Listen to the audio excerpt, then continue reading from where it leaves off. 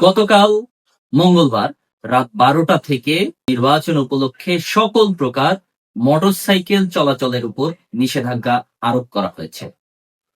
অর্থাৎ নির্বাচনের কাজে নিয়োজিত অনুমতি ব্যতীত যত প্রকার মোটরসাইকেল আছে এই মোটরসাইকেলের উপরে চলাচলে নিষেধাজ্ঞা থাকবে এবং যদি কেউ এই নিষেধাজ্ঞা অমান্য করে মোটরসাইকেল চলাচল করেন বা করান সেক্ষেত্রে সেই মোটরসাইকেল আটক হতে পারে।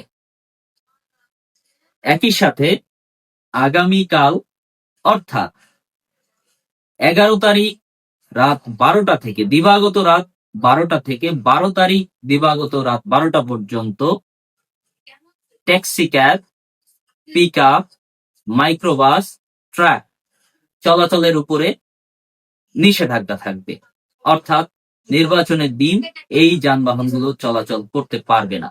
তবে সকল প্রকার গণপরিবহন চলাচল করবে এবং নির্বাচনের দিন মেট্রো রেল চলাচল করবে যাতে করে জনসাধারণ এই যানবাহনগুলো ব্যবহার করতে পারে। এই তথ্যটি সবাইকে জানিয়ে দেওয়ার জন্য শেয়ার করুন। ধন্যবাদ।